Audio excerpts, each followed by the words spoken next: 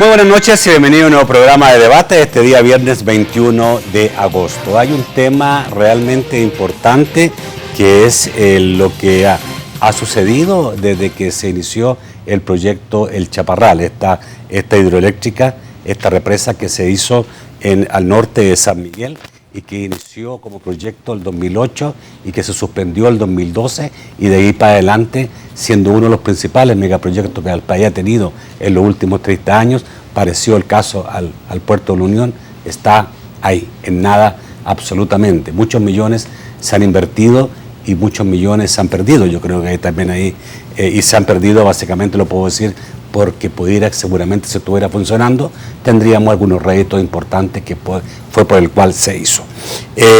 Tomando en cuenta que tenemos una energía cara a nivel mundial, no somos un país de energía barata.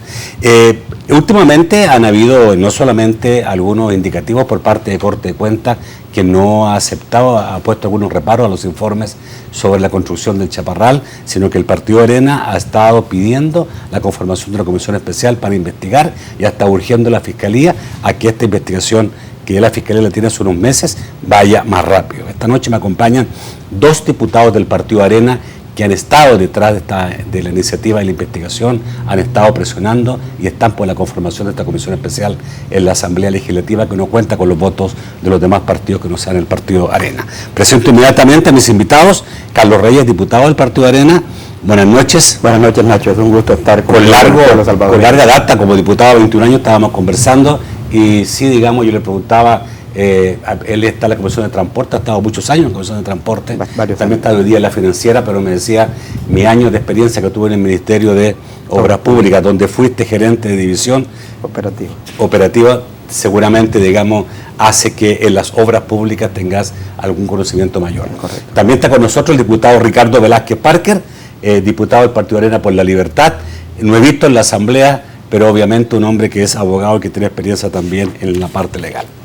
Buenas noches. Buenas noches, Nacho, disfrutando esta oportunidad de compartir ideas con mi hermano. Buenas noches, Carlos Reyes, y con la audiencia que nos escucha. Bueno, hay que decir que el Chaparral surge como proyecto el 2008, un poco antes del 2008, porque el 2008 se adjudicó la licitación a la empresa Astaldi. Antes hubo un diseño de una empresa brasileña, es Asterchern, algo así. Intertechnec. Sí. Exactamente, una empresa brasileña que hizo el diseño original de la empresa El Chaparral y que después volvió nuevamente a hacer un segundo rediseño después de varios años atrás. ¿Qué es lo que pasó? Bueno, que después que se adjudicó y empezó a trabajar la empresa Astaldi, la empresa señaló tras la tormenta del año 2010, señaló que habían problemas en el diseño y también en las condiciones del terreno.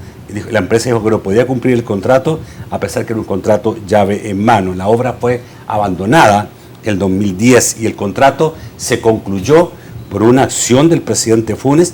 El 2012 se construyó con una negociación que incluyó una compensación de 28 millones de dólares para completar los 108 que ya habían sido pagados a la empresa Astaldi.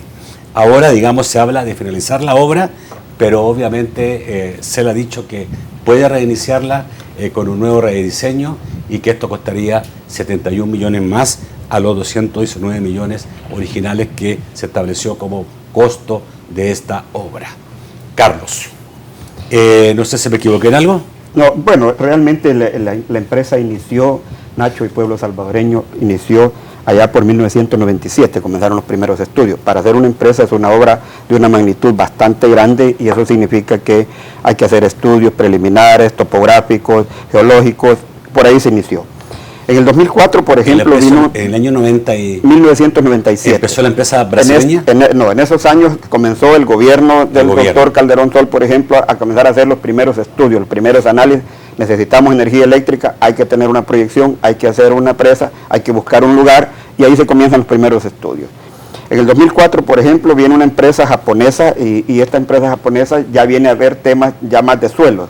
O sea, además de la parte topográfica, y esa empresa japonesa dice, si se va a hacer aquí donde ustedes han determinado, hay que hacer todo un estudio de suelo porque puede haber algún tipo de problemas en donde se va a hacer. Se llega al 2008 y En primer lugar, aquí suceden dos cosas que creo que es importante. Se le entrega a la empresa Astaldi por 219 millones de dólares un contrato llave en mano. Vamos a ver, 2004, cuando vinieron los japoneses ya estaba el gobierno del presidente Saca. Del presidente Saca. Entonces, ¿cuántos años después, el 2008? El 2008 se le da la licitación a la empresa italiana Astaldi y a esta empresa se le dice, mire, le vamos a dar un contrato por 219 millones. Quiero decirte que los estudios comparados que existen a nivel mundial, porque en esto no somos nuevos, no estamos inventando la orilla azul de nada. Lo que sí estamos haciendo es que al final hay realmente toda una comparación. Esta empresa lo que iba a dar a esta represa iba a dar 66 megawatts. Y construir una empresa de 66 megawatts, los estudios comparados significaba que a nivel mundial, si esto hubiera sido en cualquier otra parte del mundo, debía haber costado entre 130 y 135 millones de dólares. Eso debía haber costado ese proyecto. Entonces quiere decir que ya desde el 2008, cuando se le da el contrato de 219 millones a Astaldi, ya va inflada, ya va agrandado el costo que se le da a esta empresa italiana.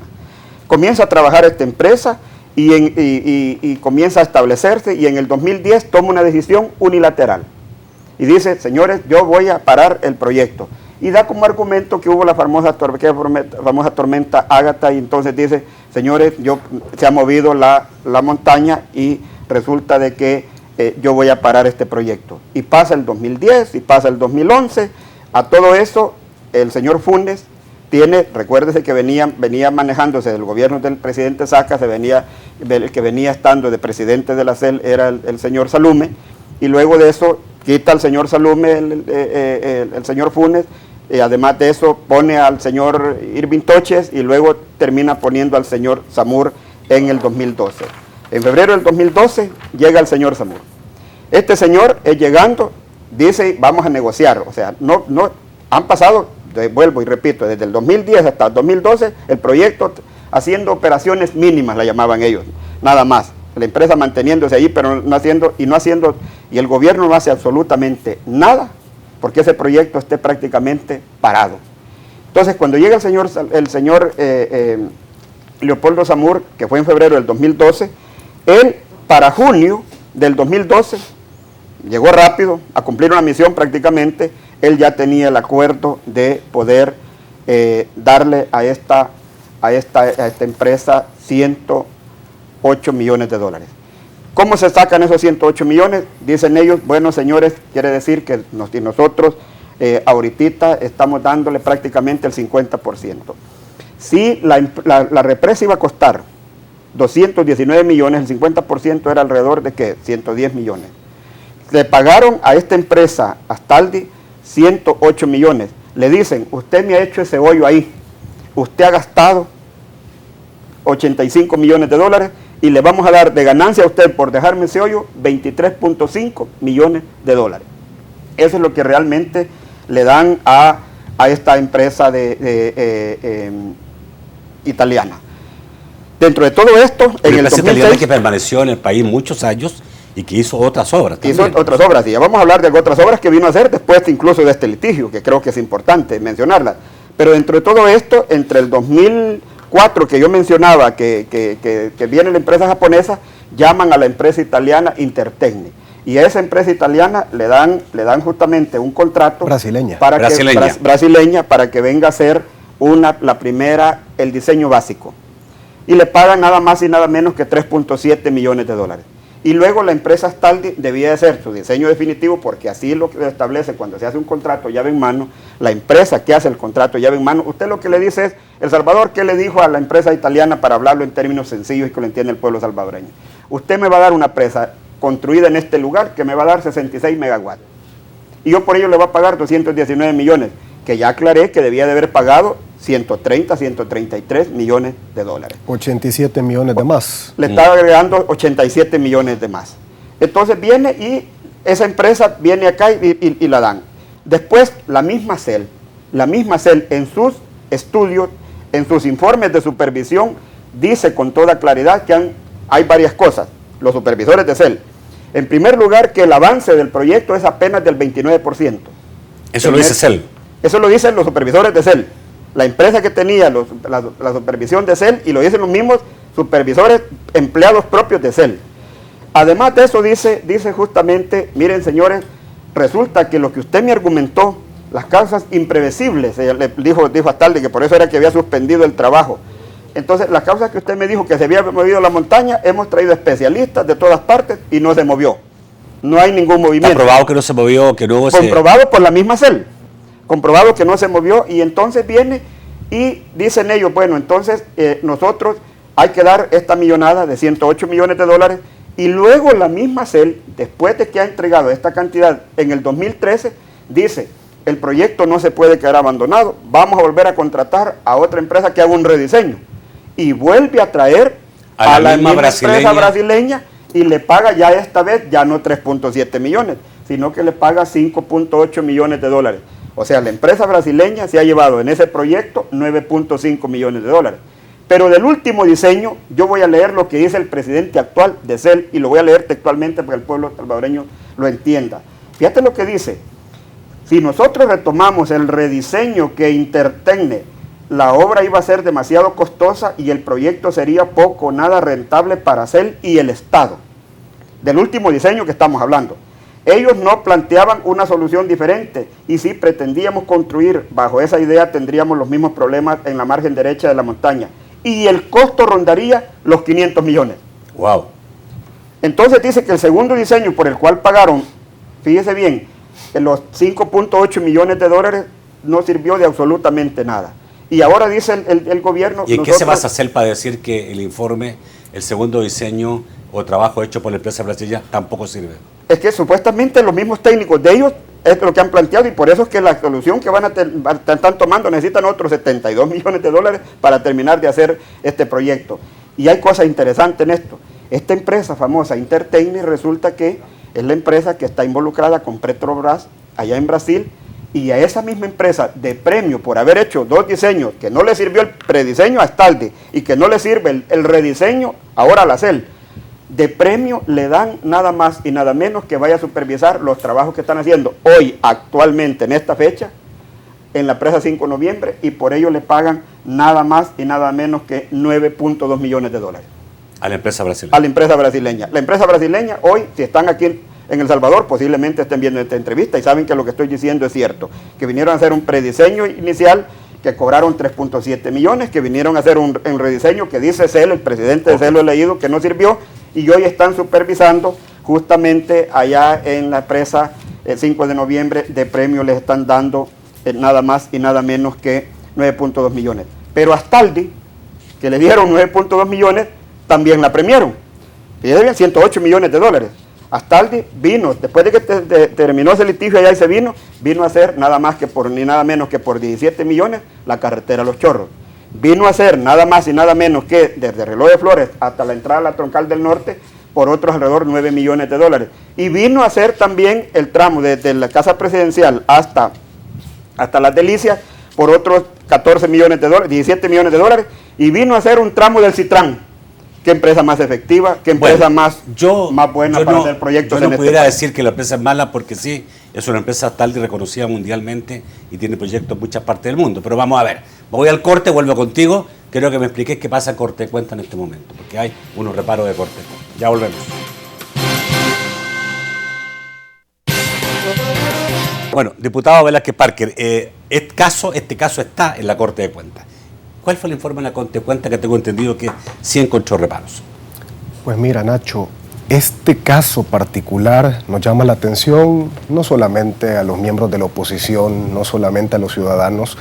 Creo que es un caso emblema que nos puede servir en un momento coyuntural para utilizarlo de referencia contra la corrupción.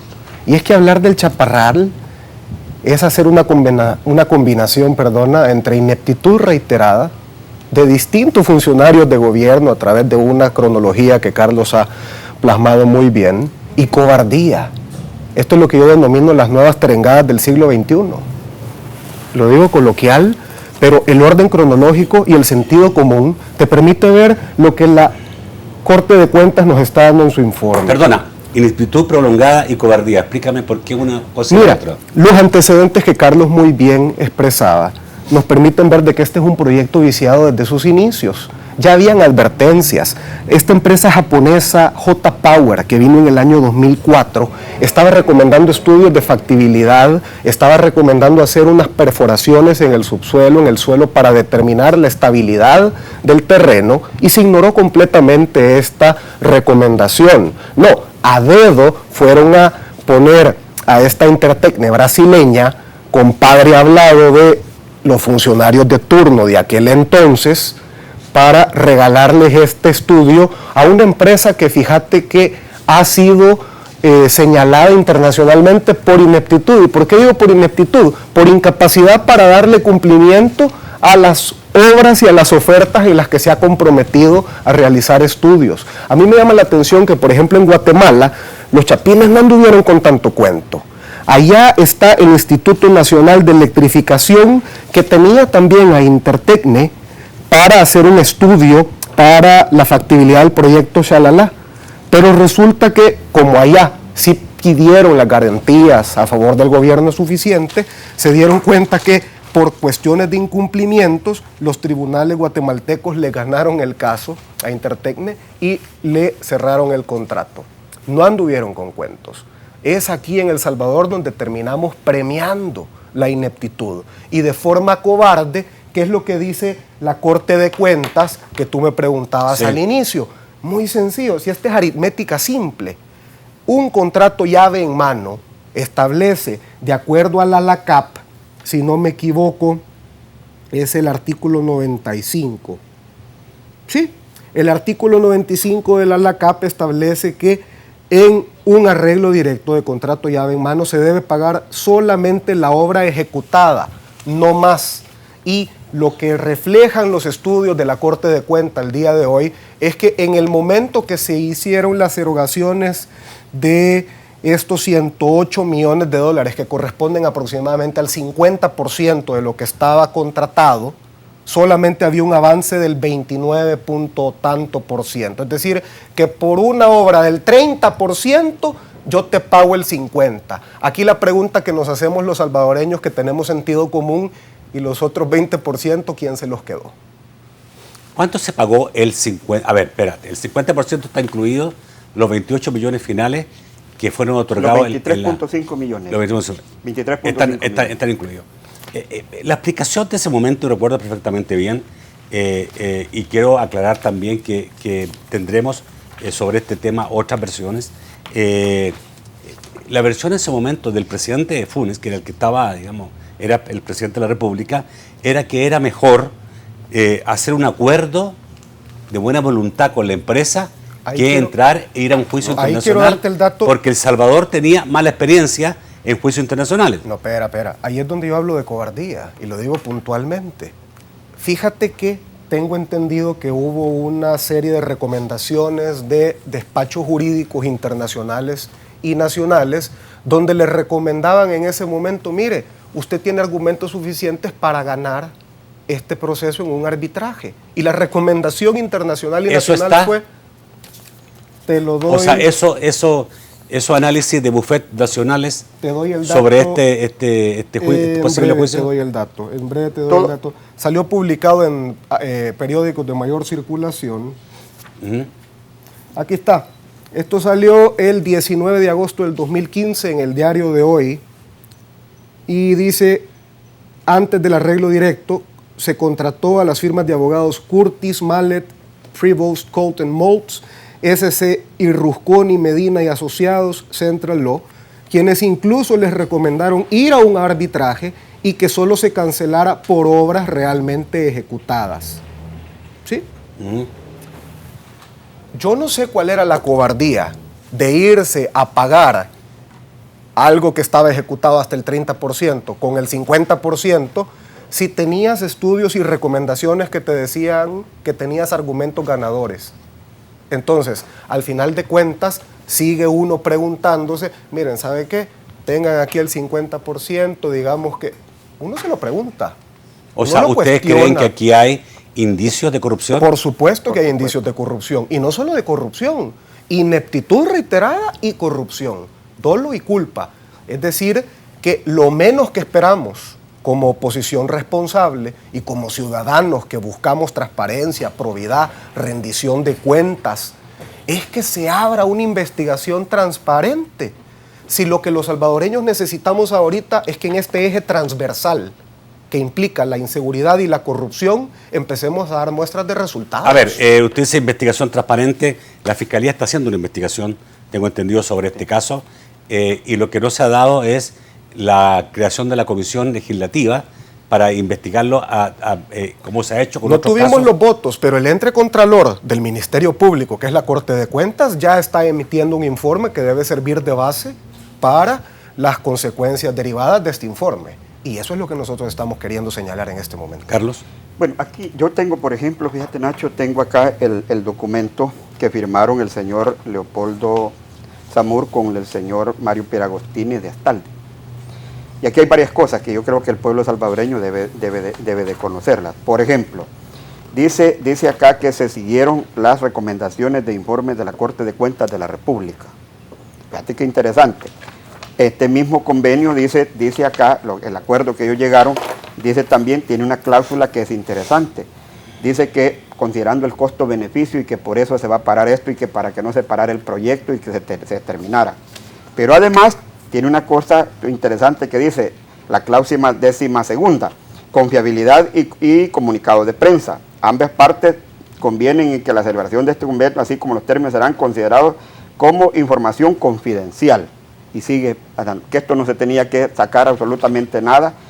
Y luego tengo yo aquí el informe, que eso es interesante, la Fiscalía debe investigar esto. Debe investigar si por eso queremos formar esa comisión. Fíjate el informe que da la Corte de Cuentas. Primero, mira qué interesante, alrededor de 10 paginitas el informe especial que hace la Corte de Cuentas en la época del señor Toches, aquel que dijo que nada más y nada menos que él era parte de los aliados del señor Funes y que iba a hacer toda una estrategia para que ganara y toda la cosa, y después lo pusieron de presidente de la Corte. Este señor, por ejemplo, en este informe, este es un informe del 2012, después han hecho el informe especial, que ya es el que dice todas las irregularidades, que ya está bastante correcto. Pero este informe especial que manda hacer el señor Toches, hecho a la medida, pero a la medida para cualquier resolución que pudiera darse donde uno tiene seria sospecha. Dice, por ejemplo, objetivos específicos de ese informe especial que hizo el señor Toches, el expresidente de la Corte. Dice que va a determinar si se cumplió con la normativa legal y técnica establecida.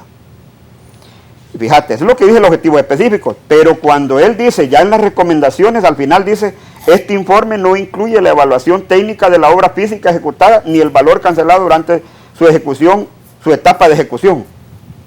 ¿Cómo que en los objetivos específicos dice que va a haber la parte técnica y en las recomendaciones dice que no? ¿Ustedes estarían pidiendo que el señor Toches sea sujeto de investigación? Por supuesto, y es que te voy a leer esto, que es lo grave.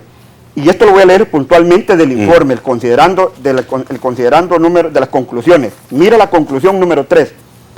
Al evaluar el costo-beneficio que obtuvo la CEL con el arreglo directo, el contrato número CEL 4143 suscrito entre la CEL y la empresa Astaldi para la construcción de la central eléctrica El Chaparral, según opiniones analizadas.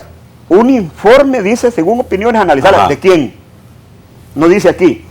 Los parámetros de los montos que CEL podría cancelar como consecuencia de la posible pérdida del arbitraje. Ya está diciendo, CEL iba a perder el arbitraje. Fíjate bien. Espérate. Un informe de Corte de Cuenta puede predecir una pérdida de un arbitraje. Es que esto es lo grave. Es que te lo estoy leyendo. No, yo creo que no puede hacer eso un informe. Pero no es que no lo puede hacer. Porque no tenemos una Corte de Cuenta para que sea. Para que esté diciendo, mire, usted va a perder. Ande de brujo y además para que, oye, y te lo vuelvo a repetir, según opiniones analizadas, los parámetros de los montos que la CEL podría cancelar como consecuencia de la posible pérdida del arbitraje, ya asumiendo que iba a perder. Y según opiniones analizadas, ¿de quién? Dice, se encuentran entre 20 y 24 millones. La Corte de Cuentas dice que si hubiera habido un arbitraje, la CEL hubiera perdido entre 20 y 24 millones. Lo que podría considerarse razonable. Está bien que perdiéramos de 20 a 24 millones. Mira qué estúpido esto. Y hay que decirlo con toda franqueza. Ya que con la negociación directa se pagó 23.5 millones, que fue lo que se le dieron a la empresa como ganancia. O sea que la Corte de Cuentas, el señor Toches, dijo en este informe especial, examen especial al proceso de liquidación del contrato. Bueno, eso es lo bueno cuando quedan los documentos y cualquier funcionario puede ser juzgado todos los años después que se pueda. Pero el informe actual de la Corte de Cuentas es diferente. No, es que este es el informe a lo que fue el convenio. No, este es el convenio nada más. Luego la Corte de Cuentas ha hecho un informe especial en el que ya sí determinó. ¿Qué ha determinado la Corte de Cuentas? Varias cosas. Primero, que el proyecto apenas tenía el 29%. Segundo, que a Astaldi le dieron el anticipo y que de ese anticipo buena parte de esa plata fue a parar afuera del país y fue a parar a otros proyectos. Tercero, ha determinado que en definitiva toda la documentación que le decía la CEL, que no se había movido la montaña, que por qué no había hecho el diseño. Acuérdese que cuando hablamos de llave en mano yo planteaba en un inicio que debe hacer su diseño final y que debe entregar. O sea, todo eso lo determina la Corte y dice, señores, ustedes de verdad no han entregado o no debían de haber negociado y lo que me están diciendo a mí no justifica para que le han dado 108 millones de dólares, para que le hayan pagado el 50% de ese proyecto por tener un hoyo abandonado. Y la misma justificación que dio el señor Leopoldo Zamur y la misma justificación que da el mismo presidente de la Corte diciendo que de acuerdo al costo-beneficio, y por eso lo leía yo, dice que era para darle continuidad a la obra. Esto fue arreglado en el 2012, estamos 3 años después, 2015, justamente 3 años, y el proyecto sigue abandonado y hoy están pidiendo 72 millones de dólares más. Va a costar ese proyecto, si solo fueran los 72 millones, 290 millones de dólares a los salvadoreños cuando ese proyecto no debía haber pasado de 130 millones. Ok, tengo varias cosas todavía que preguntarles, por supuesto, me interesa saber cómo está actuando la CEL en la información que ustedes han requerido. Ustedes como diputados tienen derecho a pedir la información, cualquier también ciudadano también. Tengo entendido que la CEL es la que establece más restricciones cuando hay que mostrar la información que ellos califican como reservada, pero me gustaría saber que eso. Vamos a saber qué ha hecho la Fiscalía, que lleva también casi 3 años, el mismo tiempo que lleva el fiscal, investigando esto. Me recuerdo que el fiscal estaba recién nombrado y ya se anunció esta investigación, pero no sabemos cómo va. Y también hablaremos de lo que plantea hoy día la CEL, que es esta salida de pagar más, 72 millones más al costo del proyecto original, que son 200 y tantos millones, 219. Y hacerlo, como dice ellos, dice la CEL, no sé si digamos, con industria nacional, dice, vamos a dar trabajo, dice. Me suena eso, digamos, medio propagandístico. Vamos al corte, ya volvemos. Vamos a seguir un poco viendo esto, y yo decía que había 3 cosas fundamentales. Obviamente, gran parte de la información está en manos de CEL. Ustedes, tengo entendido que pidieron 10 documentos, algo así escuché. No, Nacho, lo que pasó es que fuimos 10 diputados del grupo parlamentario de Arena y fuimos en base a lo que dice la ley. Fíjate que coincidencias, comenzamos y lo íbamos a hacer sin medios. Íbamos a hacerlo vía online, como dice la ley, que puede hacer esto vía online. Y comenzamos nosotros a pedir a meter la información para solicitarlo y de repente nos dicen, señores, se ha caído el sistema. Se ha caído el sistema, entonces decidimos el miércoles anterior ir ya personalmente e ir con una solicitud física. ¿Qué le hemos pedido a los señores, al presidente, al oficial de información, tal como lo establece la ley? Le hemos pedido que nos dé toda la información relacionada con el proyecto de la construcción de la presa El Chaparral. ¿En esto qué significa eso? Desde estudios, contratos, prórrogas, bitácoras, todo, para que él realmente nos dé y poder nosotros tener elementos que ya suficientes. ¿Le ha sido entregado algo de eso? No, ellos tienen 10 días, nosotros fuimos el miércoles, tienen 10 días hábiles para contestarnos, esperamos que... Hubo por ahí una respuesta de parte de una entrevista de otro canal que parece que dijo que sí iba a entregar, ¿no? Dios quiera, si aquí lo que queremos es, nosotros lo que queremos es tener toda esta información. Nosotros hemos hecho varias secciones en este tema que, como digo, y hemos demostrado y hemos planteado en esta noche, hay serias dudas. Por eso nosotros también hemos hablado de crear una comisión especial en la Asamblea Legislativa y también hemos hablado de que la Corte de Cuentas entregue justamente todo este informe final, porque se supone que este informe que hizo ya de lo que es el proyecto, porque son 2 informes, uno es de lo que tiene que ver lo que se pagó, y otro es de todo el proyecto, lo que hemos estado hablando ahora, y yo mencionaba la última parte, que fue lo que el señor da como un aval que se haya pagado 108 millones de dólares. Pero también nosotros hemos dicho, bueno, aquí deben de funcionar las instituciones, debe funcionar la Corte de Cuentas, debe funcionar la Fiscalía General de la República. Es más, le hacemos un llamado al fiscal para que haga público y comience a decir cuáles son las acciones, porque lo escuchamos a él decir que iba a poner peritos, que iba a hacer toda una evaluación técnica y que iba a tomar una decisión si esto realmente se habían gastado fondos de los salvadoreños. Pero la Asamblea Legislativa está obligada también por ley a conformar comisiones especiales para investigar casos en los que sean de interés nacional. No será de interés nacional, pueblo salvadoreño, por ejemplo, el poder tocar el tema que tiene que ver con la energía eléctrica, que ya por cierto tenemos serias dificultades en este país.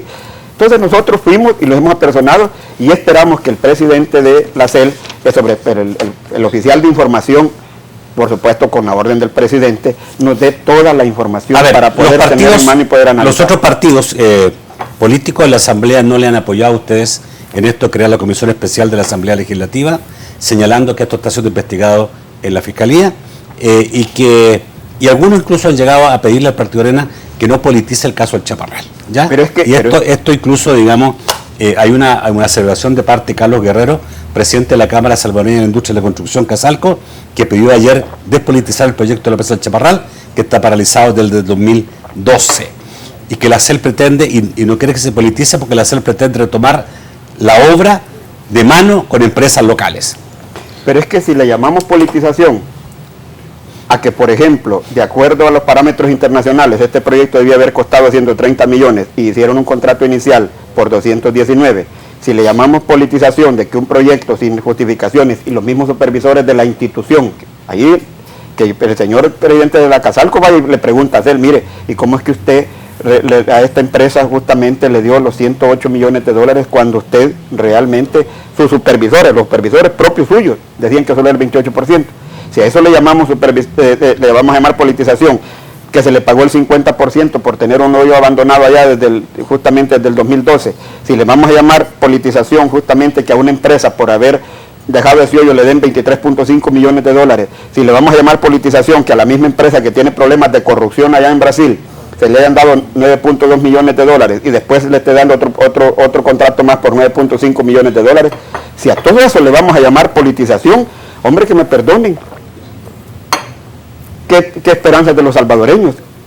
O sea, cuando a todas luces realmente aquí han habido serias dificultades y aquí les guste o no les guste, como decía aquel, este proyecto debe de ser investigado, debe la Fiscalía de presentar si hay responsabilidades y si no que de verdad nos demuestren que han hecho las cosas correctas. Si nosotros lo que estamos diciendo es que hay una presunción y lo que estamos diciendo es que los parámetros internacionales no dicen que había que pagarse esto. Lo que estamos diciendo es que este proyecto que debía haber costado 130 millones va a costar 290 millones. Y esos dineros no son del señor, ni del presidente de la Casalco, ni del presidente de CEL. Es de todos los salvadoreños. Nacho. Por lo tanto, nosotros no estamos politizando. Vuelvo y te pongo el ejemplo, y termino con esto, Nacho. Te pongo el ejemplo. Íbamos a ir a solicitar la información y le íbamos a hacer vía online. Nos cerraron el espacio. ¿Será que se les cayó el sistema? No sabemos. Bueno, entonces si tomamos la decisión, vamos 10 colegas diputados, vamos a ir a la CEL a pedir esta información y esperamos que nos la den. Tiene que haber dicho, apareció un virus. Yo solo quiero sumar. Era un virus de diputados, mire. Si me deja sumar un detalle. Mira, aquí tenemos la oportunidad histórica de escarbar más hondo para que ese hoyo valga la pena. ¿Y cuál es el miedo?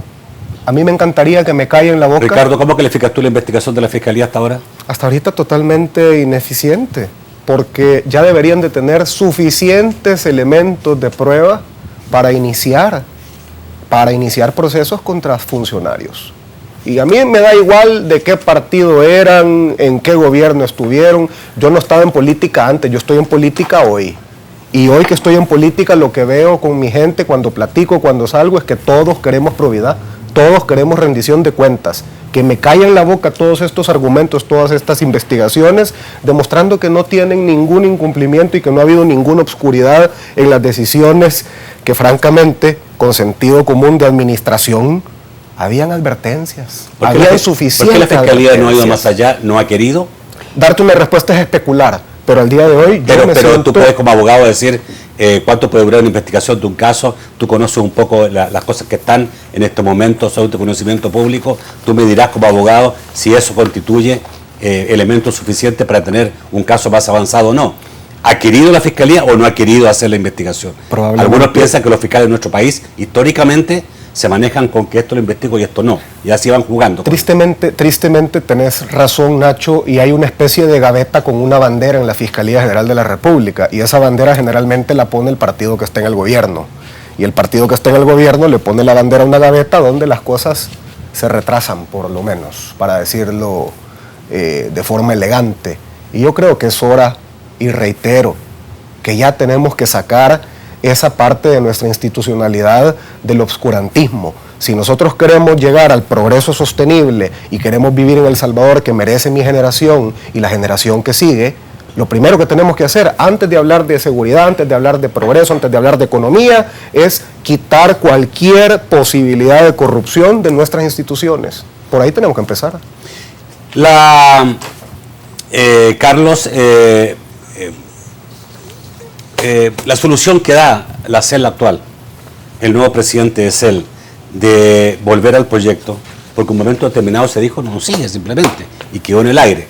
Esta administración de CEL está diciendo que lo puede retomar, obviamente a un costo mayor, ya nos costaría de los 200 y tanto que ustedes dicen que deben haber sido 130 y que se hizo por 219 millones, hoy costaría 70 millones más, significaría que estaríamos llegando a los 290 millones de dólares, casi 300. Y que se va a hacer inicialmente con empresas salvadoreñas y el ingenio nacional y todo eso que están diciendo, y que a Casalco le apareció también, obviamente me imagino que son contratos para empresas ligadas a Casalco o parte de Casalco. ¿Es lo correcto o no? ¿Se puede reiniciar este proyecto si no estamos seguros de lo que estamos haciendo? Nosotros queremos toda la información, Nacho, porque queremos ver... Porque quiero decir que la Fiscalía soltó, digamos, ya permite, digamos, que sigan los trabajos. Es que yo vuelvo, primero voy a decir en cuanto a la Fiscalía, dejemos el beneficio de la duda a la Fiscalía, que todavía está terminando de hacer esta investigación y por una presenta, ya tiene varios días, desde cuando llegó el fiscal dijo yo voy a comenzar a investigar esto, pero dejemos el beneficio de que algún día va a presentar este tema, porque está buscando alguna información, todavía no sabemos, eso el fiscal podrá decirlo y creo que... Perdón, voy a ser muy honesto y ustedes son políticos, ¿podrá hacerlo el fiscal? Avanzar en estos proyectos que no ha avanzado todo este tiempo cuando le viene un proceso electoral a él y quiere ser reelecto. Está un poco complicado. Está más interesado en mantener la CIA que en ejecutar las funciones de la CIA. Está más complicado que lo haga. Está más complicado en este tiempo que ya viene una reelección a lo mejor, o que viene, será un poco más complicado, pero por eso es que nosotros decimos... Es que los fiscales actúan por la política de la... No debería ser así, debería de actuarse institucionalmente, pero lo que yo quería decir, Nacho, es lo siguiente: ¿por qué nosotros hemos pedido toda la información? Porque queremos ver el nuevo diseño. Si el presidente de CEL o la CEL, para ponerlo en toda claridad, hizo un prediseño con Intertecne que pagó 3.7 millones, después pagó 5.2 millones de dólares por otro rediseño y no sirvieron, ¿y cuál diseño es el que van a tomar ahora? Esa es la pregunta que hay que hacerse. Y ahora lo van a hacer los salvadoreños. Fíjate que han traído un montón de empresas de todas partes del mundo para hacer el diseño y todo el proyecto. Hoy resulta que eso no sirve y los salvadoreños lo que lo vamos a hacer. Y para eso necesitamos 70 millones de dólares más. No estamos diciendo que no seamos capaces. Por supuesto que aquí hay mucha capacidad y yo conozco justamente y entiendo también el planteamiento del presidente de la Casalco. El presidente de la Casalco, su función es que sus agremiados tengan trabajo, y yo lo entiendo perfectamente, pero de eso a que por favor no vayamos a cometer otro error de otros 70 millones de dólares más, ya llevamos 290, vamos a llegar a los 500 millones, solo estoy nada más diciendo, queremos que el presidente de CEL nos dé toda la información y ahí deberá venir en toda esa información el nuevo diseño que está planteando para solucionar lo que dice que va a realizar. Porque si no nos vamos a meter en otro problema. Si comenzamos a hacer por aquí, mire, usted colóquese por acá, usted colóquese por allá, a la loca, como el Citrán, remiendos por aquí, remiendos por allá, y al final no sabemos si vamos a tener. Ahora, si a mí me dicen, no, mire, fíjese que ya aquí tengo la empresa salvadoreña, o tengo el nuevo rediseño que yo he planteado, y aquí está, y va dentro de los documentos que usted me ha solicitado, y quiero decirle que voy a cumplir con este cronograma de trabajo. Y hay un tema importante, ¿sabías tú que lo que dice el dictamen de la Corte de Cuentas, que Astaldi cuando paró el trabajo tenía que haber tenido, cuando se hizo este pago tenía que haber tenido el 97% de avance? Por el tiempo transcurrido. O sea, en el 2012, cuando se hicieron este convenio para poder, y le dieron los 108 millones, tenía que haber tenido el 97% de avance, y tenía apenas el 29%. Con razón esa empresa dijo, yo me retiro, me voy yo solito para acá, me quedo aquí, y que venga el señor Funes autorizando, diciéndole, mire, denle 808 millones de dólares. Solo queda la sospecha nada más, sin acusar absolutamente a nadie, pero cualquiera dice, le dieron buena plata. Bueno, voy al corte, volvemos rápidamente con sus comentarios y sus preguntas.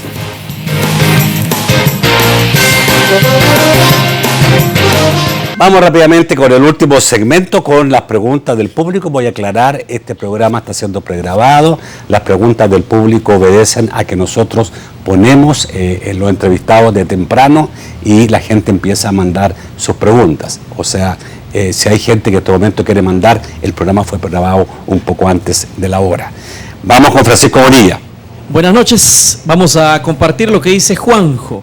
Ahora quieren hacer creer que son los ciudadanos de los intereses del Estado, pregunta Juanjo.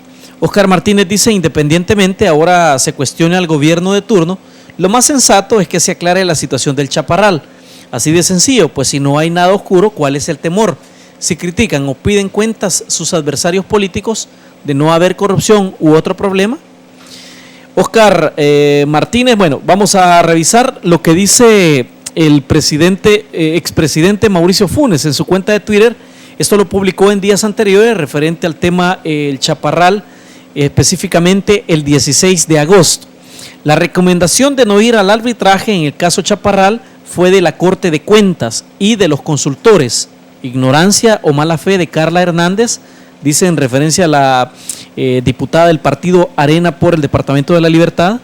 En otro de los tweets dice, bajo mi gobierno, CEL pagó 23.5 millones a Astaldi, los 85 millones restantes ya los había cancelado el gobierno anterior. Nuevamente hace referencia a la diputada Hernández. Dice también la oferta de la empresa Interteche no fue la más alta y era la de mayor experiencia en diseños de presas.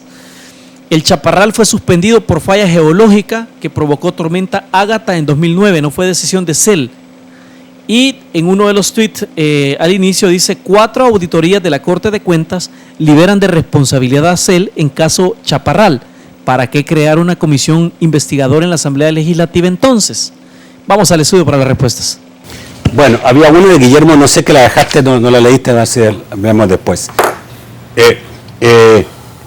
Partamos por lo que dice Funes, que son cosas básicas, ¿no? Lo que ha dicho. Primero, dice el arbitraje fue una recomendación de la Corte de Cuentas y los consultores. Él solo destinó 23 millones a la empresa, lo otro se había pagado en el gobierno anterior. Intertecnic, que es la empresa brasileña, dice no era la que licitaba con dinero más alto, sino que más bajo, y además era la de mayor experiencia, y 4 auditorías de la Corte de Cuentas avalan lo que el presidente hizo. Bueno, primero yo le quiero aclarar al señor Funes que la Corte de Cuentas no es que le haya recomendado. La Corte de Cuentas hizo un informe especial de lo que él había tomado la decisión junto al señor Zamuro. Es un examen especial que hizo de por qué se pagaron 108 millones de dólares. Eso es primero, hay que aclarárselo. No es que haya dicho, mire, aquí está el aval. Dice que está de acuerdo. Y ya, yo ya explicaba los términos en que dice la Corte de Cuentas. Primer punto. Segundo punto, dice él que la empresa Intertecne, cuando se hizo el rediseño, que pagaron 5.8 millones de dólares, era el precio más bajo. Le voy a recomendar y le voy a decir al señor Funes que vaya a la CEL y que averigüe que la empresa Acción Ingeniería Española prometió hacer un rediseño por 3.949.984.46. ¿Y la otra 5 millones? Y la otra por 5.8 millones. Que vaya el señor Funes a investigar si esto no es cierto. Había una oferta mucho más baja para hacer realmente el rediseño. Y yo creo que en todo esto, lo importante de todo esto es que lastimosamente esto se ha vuelto, Nacho, una especie de costumbre. Fíjate que, por ejemplo, el señor ministro de Obras Públicas, resulta que comenzó a construir la calle al Arcatao, 22.7 kilómetros. Hizo un contrato, de repente dijo la empresa, mire, fíjese que estoy teniendo problemas con el diseño, estoy teniendo problemas. Y entonces viene el señor don Gerson Martínez, que él se jacta de que no ha tenido ningún litigio, y cómo va a tener litigios así. Hace este acuerdo de modificación de contrato que tengo yo aquí en mis manos y dice, por ejemplo, para efectos de tiempo, dice que de la longitud original, que eran 22.76 kilómetros, se reducirá a 13 kilómetros y que con ello va a pagar... ¿Por el mismo monto? Va a ser solo 13 kilómetros con 7.5 millones de dólares y termina contratando a otra empresa, inicialmente lo estaba haciendo los señores de ONU, termina contratando a la empresa DISA y a esta empresa le termina dando 7.1 millones de dólares para terminar el complemento de los otros. Este especialista ha hecho muchas cosas para este gobierno. Está haciendo por ejemplo la terminal, ha hecho un tramo del Citrán y ha hecho algunos otros proyectos más definitivamente para este gobierno. Pero lo que yo quiero decir es que si estos son los acuerdos de que el contrato dice que se iban a hacer 22.7 kilómetros de calle pavimentada y luego la empresa dice, mire, fíjese que tenemos estas dificultades y deciden hacer una modificación de contrato y luego terminan contratando a otra empresa con otro precio, casi el 100% de lo que se estaba haciendo, pues hombre, y así quién va a tener pleitos, y así quién va a tener observaciones, o quién va a tener todo lo que el señor Gerson Martínez dice que él no ha tenido en su ministerio. Entonces, esto se volvió una costumbre, esto también fue en la época del señor Funes, y bueno, ahí están, y ahí vemos este tipo de casos como el que realmente se ha planteado. Ricardo, alguien dijo, bueno, ¿y usted se volverá a los ciudadanos que están cuidando los intereses del Estado? Mira, yo defiendo los intereses del individuo, que es la minoría más básica con que cuenta una república de ciudadanos libres.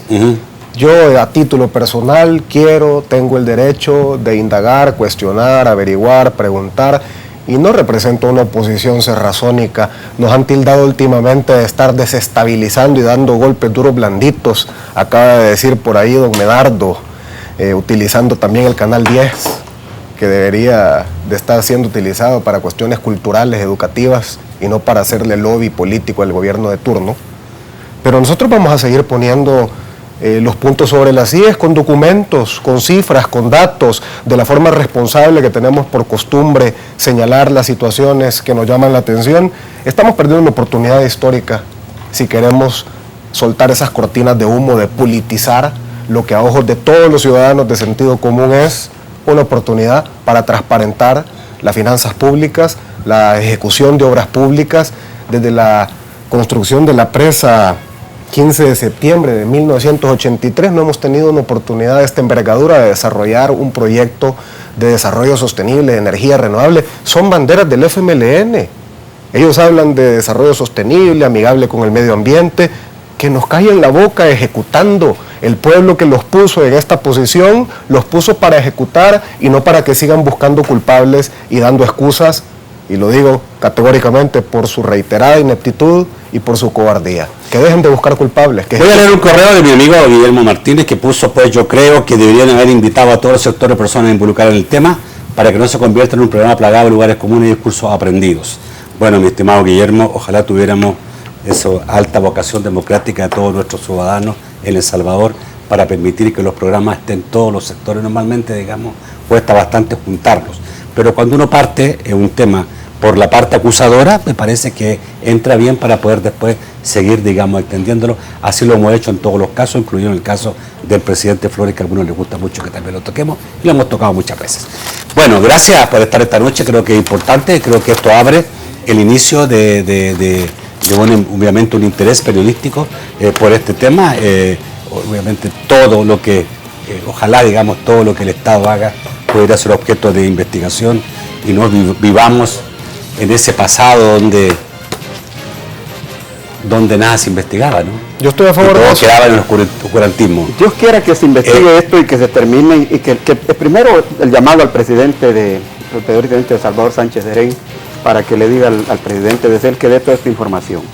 Que le dé toda la información, vamos a analizarla, vamos a terminar de hacer conclusiones, y le haría también un llamado a los demás partidos políticos para que conformemos la comisión especial e investiguemos, porque si fuera comisión especial ya no necesitamos ir ahí a la oficina de información, sino que necesitamos de que llegue el funcionario y que la lleve toda.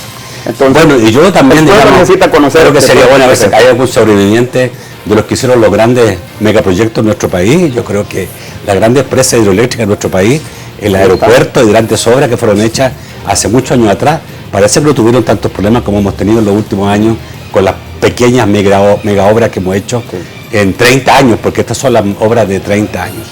Desgraciadamente, el caso del Puerto de la Unión y el caso del Chaparral,